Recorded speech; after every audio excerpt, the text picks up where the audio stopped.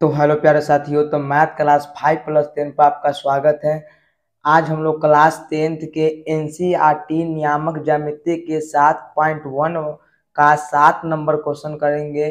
हमारे कुछ तबीयत ठीक नहीं था, इसलिए हमने वीडियो नहीं डाले थे, लेकिन आज से आपके लिए यह वीडियो प्रतिदिन एक एक वीडियो रहेगा मैथ का। चलिए तो हम इस वीडियो को अब स्टार्ट करते हैं। जो 7 नंबर प्रश्न कह रहा है कि एक्स अक्ष पर वह बिंदु ज्ञात कीजिए जो ना कह रहा है कि एक्स अक्ष पर वह बिंदु ज्ञात कीजिए जो 2,-5 और -2,9 से समरुद्ध है, समरुद्ध है। क्या है? समरुद्ध है। ठीक है, इसको हमको सिद्ध करना है कि एक्स अक्ष पर वह बिंदु ज्ञात करना है जो समरुद्ध है कि नहीं। ठीक है, तो आइए इसके लिए हम क्या बनाते हैं, एक फिगर बनाते हैं। मानिए क्या है, ये एक बिंदु, ये मान लेते, चलिए ये क्या है, मेरा एक बिंदु है ए। मानिए कि ये बिंदु क्या है, ये बिंदु, हम लोग इस बिंदु को मान लेते ए मान लेते हैं, इस बिंदु को हम लोग बी मान लेते हैं, इस बिंदु को हम लोग सी मान लेते हैं। कह रहा है एक्स अक्ष पर, जब भी आपसे बोलेगा एक्स अक्ष पर तो आपको लिखना एक्स और वाई नहीं मालूम थे, वाई का मान 0। ठीक है, जब भी अगर आपसे एक्स अक्ष पर पूछा है तो क्या लिखेंगे, x,0। ठीक है, y के वैल्यू हमको नहीं मालूम है। अब b क्या है तो दे 2,-5 दिया हुआ है। ठीक है, चलिए अब देखिए क्या है कि c कितना दिया हुआ है तो -2,9 दिया हुआ है। चलिए अब क्या कर रहा है, इसको निकालना है और इसमें हमको x का मान भी बताना है। कह रहा है कि समरुद्ध है कि नहीं। चलिए तो हम लोग निकालते हैं। तो लिखेंगे रेखाखंड ए बी के लिए क्या लिखेंगे, हल लिखेंगे, रेखाखंड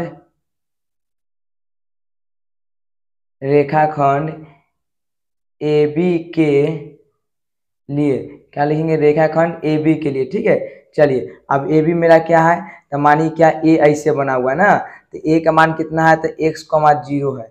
ठीक है, बी का मान कितना है तो 2,-5 है। आप लोग जानते हैं। चलिए अगर मानिए कि हमको निकालना है ए बी के बीच की दूरी, तो हम लोग फार्मूला जानते होंगे ना। आप लोग फार्मूला याद किए होंगे कि जब भी अगर ए बी के बीच की दूरी ज्ञात करना होता है तो रूट अंदर फार्मूला आता है x1 - x2 का क्या होता है, होल स्क्वायर होता है। क्या होता है, होल स्क्वायर होता है। फिर होता है प्लस में y1 - y2 का होल स्क्वायर होता है। ठीक है, आप लोग ये भी जानते होंगे कि x1 किसको मानते हैं और y1 किसको मानते हैं। तो पहला वाला को हम लोग x1 मानते हैं कॉमा, और दूसरा वाला को y1 मानते हैं, फिर मानते हैं x2 comma x2 comma y2 मानते हैं। आप लोग ये जब जानते होंगे तो क्या निकला, ए बी निकलेंगे बराबर में हम लोग क्या लिखेंगे, x1 का मान कितना है x, तो x रख देंगे, माइनस x2 का मान कितना है 2, तो रख देंगे 2, इसका होल स्क्वायर तो लगा देंगे होल स्क्वायर। ठीक है, प्लस में y1 का मान कितना है 0 और y2 का मान कितना -5, एगो माइनस ये एगो माइनस ये वाला का पूरे का होल स्क्वायर।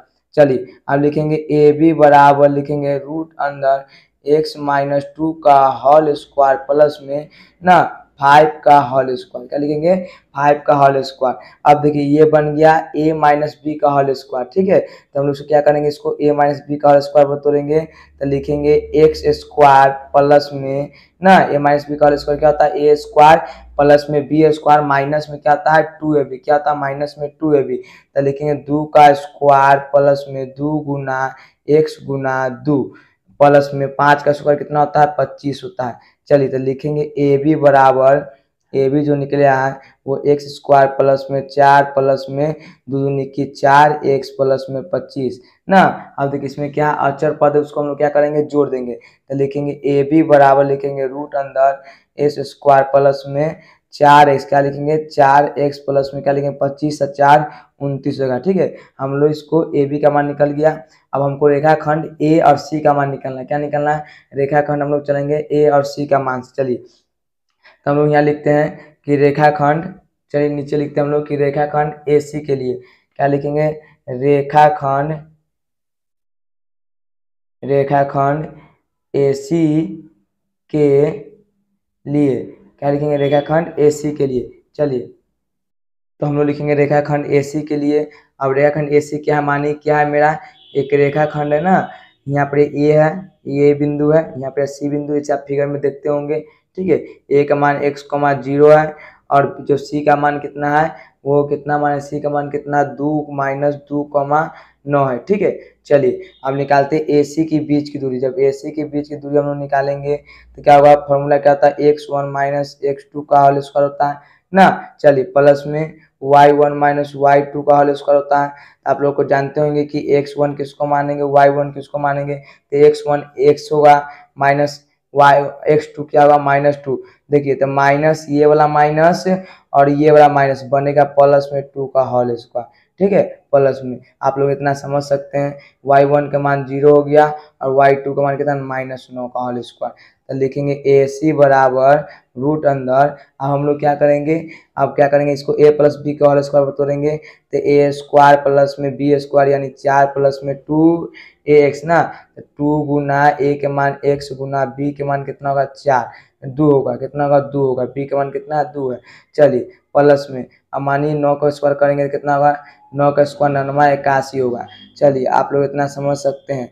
अब क्या लिखेंगे, एस स्क्वायर प्लस में लिखेंगे 2 दूनी की 4x ना, अब प्लस में 81 कितना हो गया 85, ठीक है। तो ये मेरा हो गया, इसको हम लोग मान सकते हैं कि समीकरण ये मेरा 1 हो गया, ये समीकरण 1 हो गया और ये मेरा समीकरण क्या होगा 2 हो गया। तो हम लोग लिखेंगे समीकरण 1 और 2 को इक्वल करने यानी बराबर करने पे।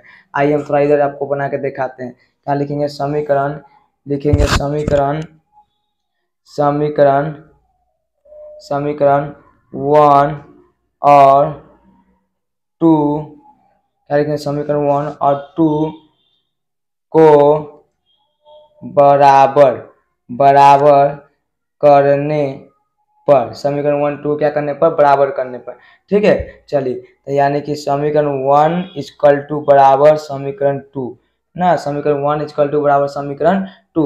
अब 1 का मान कितना है, तो आप लोग देखते होंगे कि जो ए बी का मान कितना है, ए बी का मान कितना है, वो कितना है एक्स स्क्वायर, या आप ऐसे लिख सकते हैं, देखिए आप लोग कि इसको हम लिख सकते हैं ए बी इक्वल टू में हम लोग लिख सकते हैं ए सी, क्या है ए बी इक्वल टू में क्या लिख सकते हैं हम लोग, इसको ए सी लिख सकते हैं।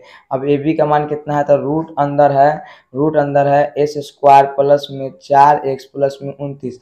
आप लोग यहाँ पे देखते होंगे ए बी का जो मान है, ए बी का मान समीकरण 1 का मान, चलिए बराबर में। अब जो ए सी का मान आप लोग निकाले, आप लोग देख सकते हैं ए सी का मान क्या है, रूट अंदर स्क्वायर प्लस में 85 है। तो लिखेंगे एस स्क्वायर प्लस में 4x, अब प्लस में लिखेंगे 85, ठीक है। चलिए अब देखिए रूट से रूट ये कैंसिल हो गया कैंसिल, तो बच गया एस स्क्वायर प्लस में 4x प्लस में बच गया 29 इक्वल टू में एस स्क्वायर प्लस में 4x प्लस में 85 बच गया ना। अब क्या करेंगे, जितना है सबको इधर ले आएंगे, तो एस स्क्वायर प्लस में 4x प्लस में 29 माइनस में एस स्क्वायर प्लस में माइनस में 4x प्लस में 85 इक्वल टू में 0। अब ये से ये कैंसिल हो गया ना, क्या हो गया, ये से ये कैंसिल हो गया। अच्छा आप लोग यहाँ देख सकते हैं कि जो हमने यहाँ पे कुछ किए हैं, जो 4x लिखा है ना, इसमें जो 4x हम लिखे हैं, तो ये माइनस बी का होल स्क्वायर है, क्या है माइनस बी का होल स्क्वायर, यहाँ पर माइनस लगाएंगे ना। हाँ यही थोड़ी गलती क्या हो जाता है, कभी कभी आपको सवाल को आंसर आने में बहुत ही कठिन कर देता है, ठीक है। तो आपको इस सब बात पर थोड़ा ध्यान देना पड़ेगा, हमसे थोड़ा मिस्टेक हो गया है। चलिए तो क्या है माइनस में, तो यहाँ लिखेंगे माइनस में और यहीं पे माइनस होगा और यहाँ पर भी क्या होगा माइनस होगा, ठीक है। चलिए अब देखिए माइनस में 4x माइनस में 8x बन गया ना। अब देखिए प्लस में 29 है माइनस में 50 ये घटाएंगे तो कितना बचेगा, तो माइनस में 56 बचेगा बराबर में 0। आप लोग घटा लीजिएगा 8x इक्वल टू में, अब 56 को उधर भेजेंगे तो माइनस में ना कि प्लस में, हमको x का वैल्यू निकालना था, x लिखेंगे 56 बटा में कितना लिखेंगे -8, अब x वैल्यू निकलेगा -7, कितना निकलेगा -7, ठीक है। चलिए तो हमको क्या मालूम चल गया, जो ये जो यहाँ जो हम लोग x माने थे, इसको जो हम लोग फिगर में हम लोग इसको x माने थे, तो ये x का वैल्यू कितना निकल गया -7,0, कितना निकल गया -7,0, ठीक है। तो यही मेरा क्या हो गया आंसर हो गया। आप लोग इसका इधर पे स्क्रीनशॉट ले सकते हैं। चलिए तो ये वीडियो आपको कैसा लगा कमेंट बॉक्स में कमेंट करके जरूर बताएं। अब ये वीडियो लगातार आपके यूट्यूब चैनल पर डलाते रहेगा, आप लोग हमारे साथ जुड़े रहें, ठीक है। जय हिंद।